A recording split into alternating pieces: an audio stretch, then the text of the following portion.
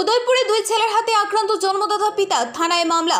গতকাল রাত্রে উদয়পুর মহকুমার গোকুলপুর এলাকার বাসিন্দা সুনীল শুক্লদাসকে তার দুই ছেলে মিঠুন শুক্লদাস ও নয়ন শুক্লদাস মিলে মারধর করে।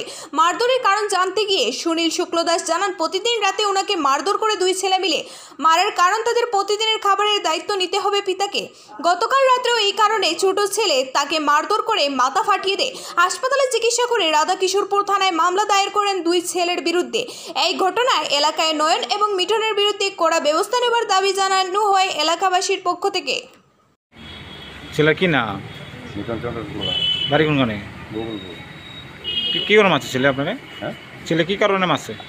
আমি তার লাড়কি গড়ি চাল ভাত সব কিছু এনে দিচ্ছি, মানে জলটা বেড়ে তার ফেলে দিচ্ছি, মানে এডি লইয়া তার লগে আমার কাজ। এরকম আগেও মারছে আপনাকে? আরেকবারও আমার এরকম ঘটনা ঘটছে। আমার ছেলে দুজন। আপনার কোন ছেলে মারছে আজকে? ছোট ছেলে মারছে, বড়টা ছিল দুজনের নামই ছোট ছেলের কি নাম? নয়ন চন্দ্র শুক্লা। আর বড় ছেলের নাম? মিঠন চন্দ্র শুক্লা। তারা কি বিয়ে করেছিল? গোয়ালগাঁও। আপনার কি নাম? আমার মেয়ে সুনীল চন্দ্র শুক্লা। ও দুটো ছেলের নামে থানায় মামলা করছে। আপনার বাড়ি কোনখানে? কোথায়? গোকুলপুর। পুলিশ কি কইছে? কইছে তো ওখানে যাইতাম, মানে কালকে আবার দেখা করবো টিকিটটা করে হয়তো 7টা সাড়ে 7টা পাবো। আমি একবার আইয়া গেছি তো রাত্রিবেলা, রাত্রি 7টায়।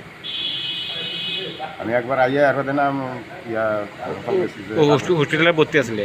হয়তো হাসপাতালতে চিকিৎসা মেডিসিন করিয়া রবি আছি।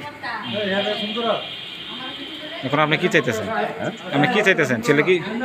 আমি তার একটু শিক্ষা চাইতে, শিক্ষা দেওয়ার লাগে, মানে তারা বাইরের লগে আর এই ধরনের কাজ করবো না।